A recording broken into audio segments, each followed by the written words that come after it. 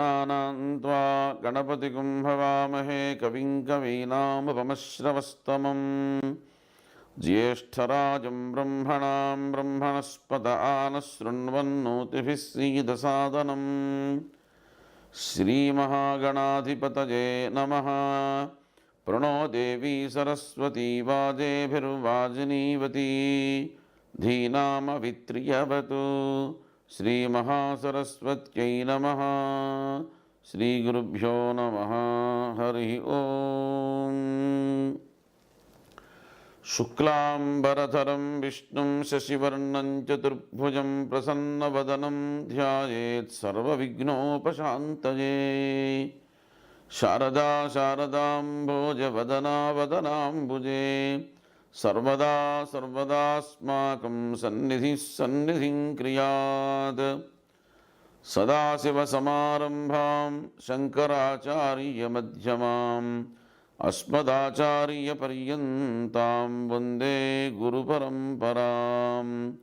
कामकोटिमहापीठकामाक्षी पूतमूर्तये चन्द्रशेखररूपाय भक्ततीर्थाय ते नमः।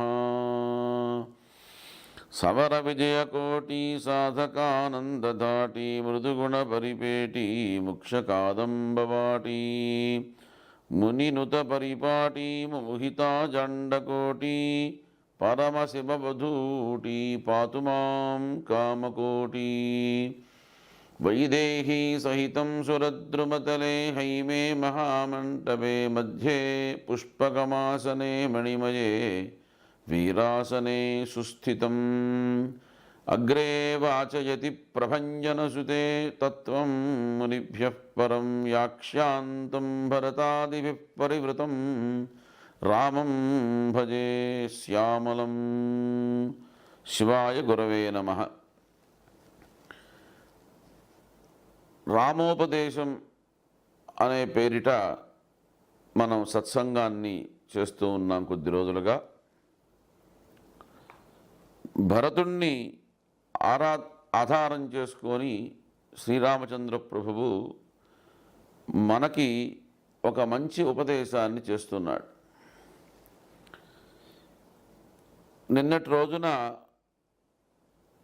ఎలా అయితే వృక్షం మీద ఉన్నటువంటి పండు కాలాంతరంలో పండి భూమి మీద జాలువారి మరలా అది మొక్కై చెట్టై మానై మళ్ళీ పళ్ళు కాస్తుందో, మానవుడు కూడా అదేవిధంగా ఒక శరీరంలోంచి మరొక శరీరాన్ని పొందుతూ ఉంటాడు.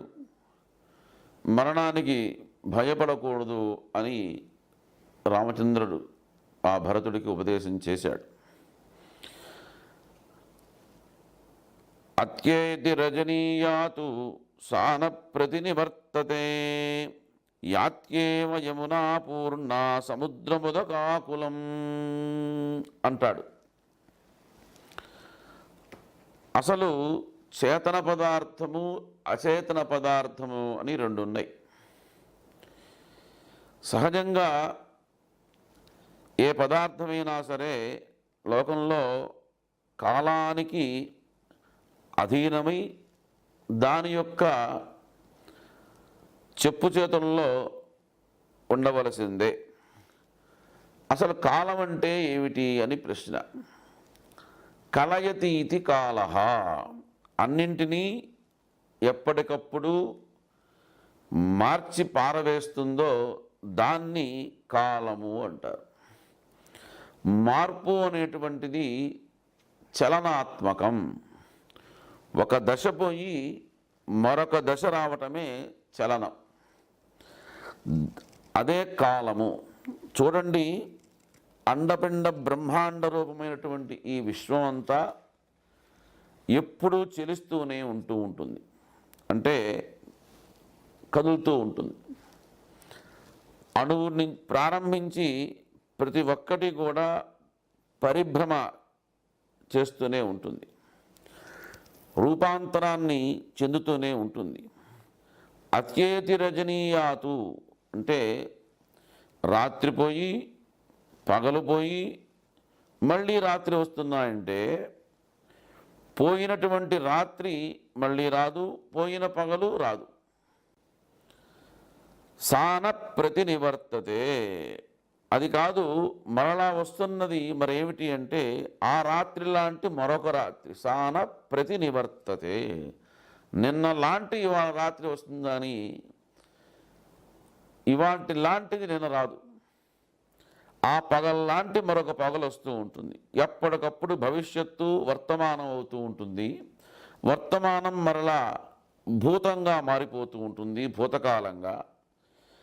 ఎప్పటికప్పుడు నిత్య నూతనంగా మీ సంసారం, అందుకే సంసారం అని పేరు వచ్చింది. అసలు సంసరతి అవిచ్ఛేదేన ప్రవర్తతే ఇది సంసార.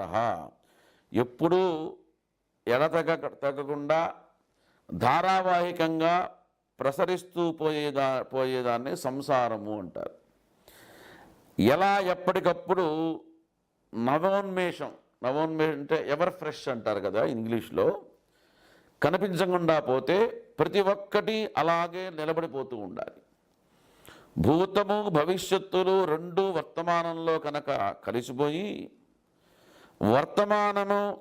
వర్తమానమే ఎప్పుడూ మనకి కనుక సాక్షాత్కరిస్తూ ఉండాలి. అప్పుడిక జననము మరణము, ఈ సంసారము, ఈ భయం లేకుండా పోవలసి వస్తుంది. అవి లేకుంటే అసలు మన తాతలు తండ్రులు పుట్టబోయే మనవాళ్ళు అందరూ మనతోనే ఉంటారు.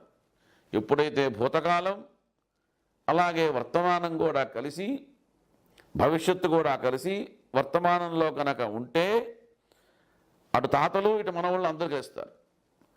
కానీ ఇది లోక వ్యవహారానికి ఊహించడానికే అర్థం కానటువంటి విషయం, సరిపడనిటువంటి విషయం. అంచేతనే ఇక్కడ ఈ శ్లోకంలో యాత్యేవ యమునా పూర్ణ సముద్రముదకాకులం అన్నాడు మహర్షి. ఆ మహర్షి గారు మనకి ఎంత బాగా వివరించి చెప్తున్నాడో చూడండి. దయాసముద్రుడు ఆయన.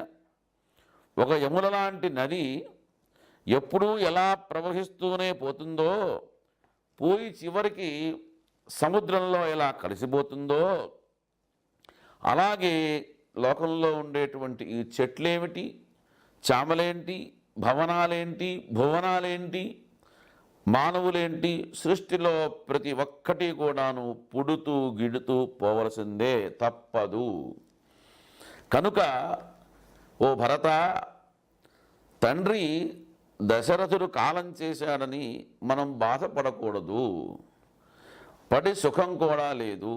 ఎందుకంటే బాధపడి మనము విగ్రహాన్ని, ఆ పోయిన విగ్రహాన్ని, పోయిన తండ్రి గారిని మనలా మనం వెనక్కి తీసుకురాలేం కదా అంటున్నాడు రాముడు ఇక్కడ. ఇది దశరథ తనయుడుగా, దశరథ రాముడుగా చెప్పినటువంటి మాట. పోతే ఇక్కడ ఆయన ఆత్మారాముడు. ఈ ఆత్మారాముడు చేసే ఉపదేశం ఏమిటంటే, ఆయన ఈ మాటల్లోనే ఆయన చెప్పవలసిన విషయాలన్నీ కూడా తొంగి చూస్తూ ఉన్నాయి.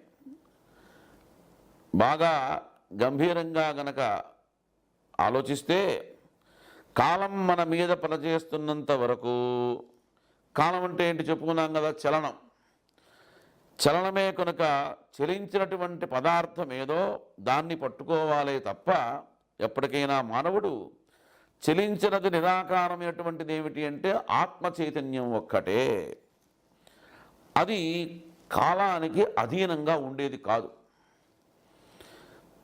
పైపెచ్చు కాలమే దానికి అధీనంగా ఉంటుంది. చూడండి ఎంత విశేషమో. ఆత్మ చైతన్యం కాలానికి అధీనం కాదు, కాలానికి అతీతంగా ఉండేటువంటిది. దాన్ని కాలకాలం, దాన్ని మహాకాలం, అలాంటిది మృత్యుంజయం.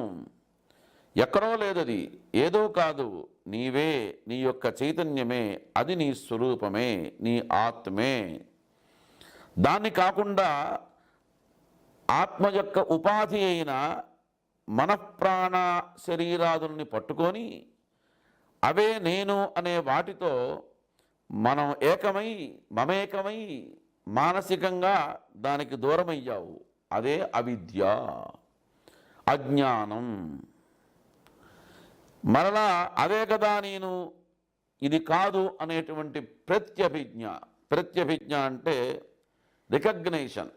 ఆ రికగ్నైషన్ అందుకోగలిగావంటే చాలు, సిద్ధంగా ఉంటుంది నీ యొక్క ఆత్మస్వరూపం. ఎక్కడికో కాశీ వెళ్ళక్కర్లా, కేదారం వెళ్ళక్కర్లా, తిరుపతి వెళ్ళక్కర్లా, నీ దగ్గరే ఉంది. పరమాత్మ నీలోనే ఉన్నాడు. ఆ విషయాన్ని నువ్వు గుర్తించగలగాలి. నువ్వు చేయి వేస్తే అందుతుంది, సిద్ధంగా ఉంది నిన్ను అందుకోవటానికి. అప్పుడు నీవు ఈ ప్రతిక్షణం పరిణామేటువంటి జీవుడవు కాదు, కూటస్థుడటువంటి పరమాత్మగానే సుమా అని ఆ ఆత్మారావుడు మనకిచ్చేటువంటి హామీ. అలాగే ఇంకో మాట చెప్తున్నాడు రామచంద్ర ప్రభు, ఏమనంటే అహోరాత్రాణి గచ్చంతి సర్వేషాం ప్రాణినామిహ ఆయుంషి క్షపయంత్యాసు గ్రీష్మే జలమిమాం శవః. చాలా గొప్ప ఉదాహరణ చెప్పాడు మహర్షి. ఆత్మారామ స్థితిని మనం గుర్తించినంత వరకు ఈ యొక్క కాలగతి మనందరి మీద పట్టి పీడిస్తూనే ఉంటుంది. దాని యొక్క ధాటిని మనం అనుభవించక తప్పదు. డబ్బు అనేటువంటి కాంక్ష, కామం అనేటువంటి పిశాచం, అది ఎప్పుడూ మనని వెంటాడుతూనే ఉంటుంది. ఆముష్మికమైనటువంటి ధర్మం ఏమిటి? అవి మూడు దీని రాజ్యంలోనే ఉంటూ ఉంటాయి. నిరంకుశమైనటువంటి దాని పాలనకు మనంత తల వంచి నడవాల్సి వస్తుంది. అహోరాత్రాణి గచ్చంతి, అహోరాత్రాల రూపంలో అంటే రాత్రి పగలు అనే రూపంలో, కాల రూపంలో నడుస్తూనే ఉంటుంది. సర్వేషాం ప్రాణినామిహ, అది ఈ లోకంలో బ్రతికే ప్రతి జీవికి కూడాను అనుభవగోచరమే.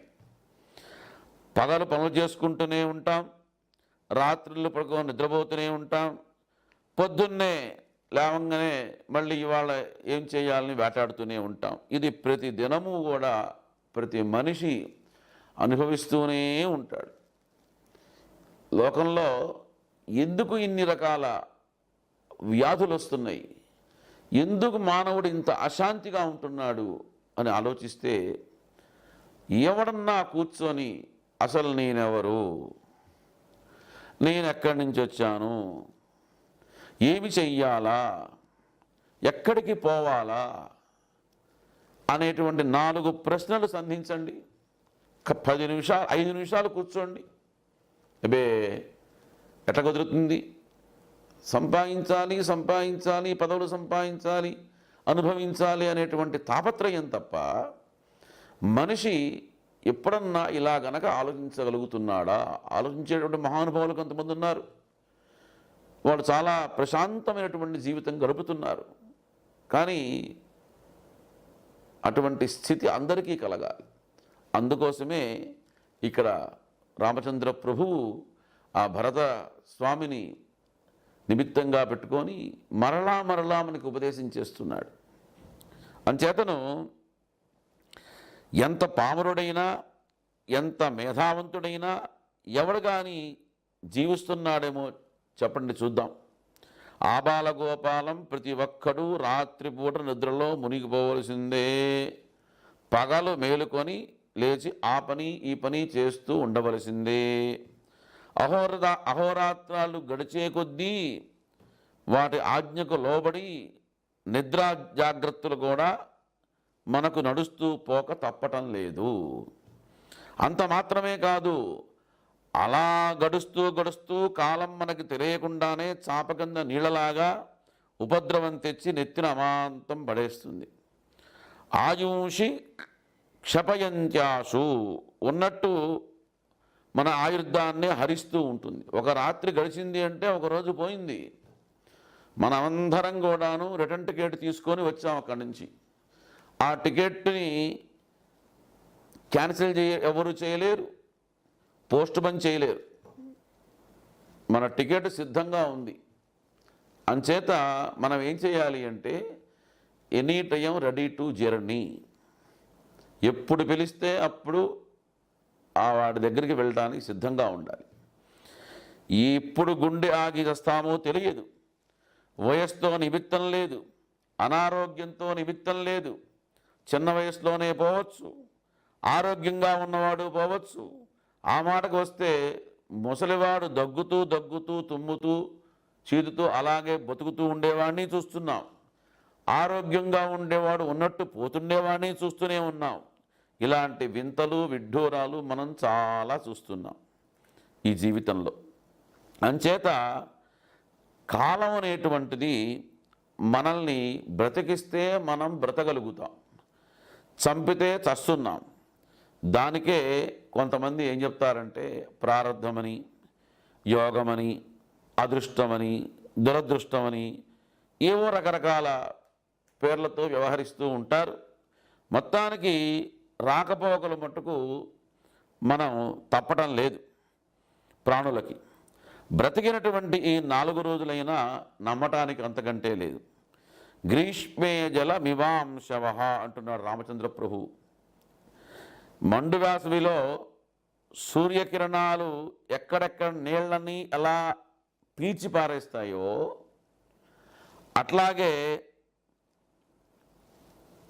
మన యొక్క ఆయుస్సును కూడా పీల్చి పారేస్తూ ఉన్నది.